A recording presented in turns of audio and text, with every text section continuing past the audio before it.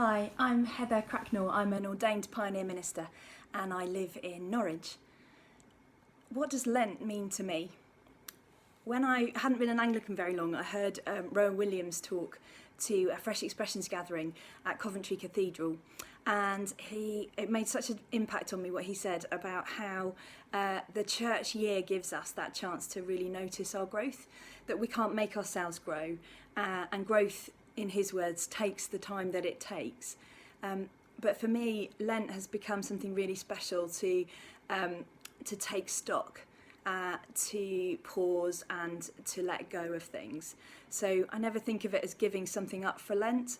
I'm always trying to look for something that will be about letting go of something bigger. And so, yeah, that kind of stripping away, that time to deliberately and intentionally take some space, not just go along with the hurly-burly of life, but just to kind of take that step to the side, something that's going to make me pay attention and notice. What could I live without? Well, my Lent discipline this year has been to try and declutter. I rather ambitiously set the target of a bag of stuff given away every day in Lent. Although, in my defence, I never actually specified the size of the bag. Some weeks and days have been easier than others, and sometimes it's been absolutely crazy busy and I haven't had a chance. However, I have given away, I think, something like 10 and a half really big bags. So who's counting? It's a decluttering thing, and it is very much about that letting go.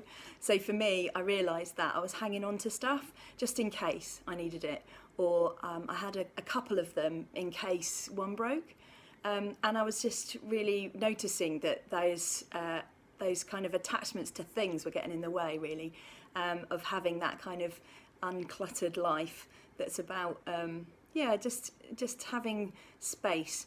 So that's certainly what I can do without. I think I can do without my stuff, and that's what I'm trying to do. Not in a flippant way, but just in something that kind of gets to a bit deeper about why I keep hold of things that I don't need anymore. And then last question is, what does hope look like? I've been really reflecting using the words of T.S. Eliot's poem, The Four Quartets, and particularly Little Giddings. And I think this sums up what I'm feeling about hope at the moment. So I'm just going to read you a few lines from the poem. And what you thought you came for is only a shell, a husk of meaning, from which the purpose breaks only when it is fulfilled. And then, perhaps more famously, the end of all our exploring will be to arrive where we started and to know the place for the first time. And I think for me, hope isn't about radical change, it's about seeing differently. Hope is about coming to understand ourselves and our world in a different way, and God opened eyes. And so, yeah, my hope is that this Easter, we as individuals and as the church and as people across the world have a new understanding of what death and resurrection mean. That death clears the way, and that the pattern of life and resurrection and the power of life over death is seen in our everyday actions and in the world around us, so that we see the place through new eyes as if for the first time.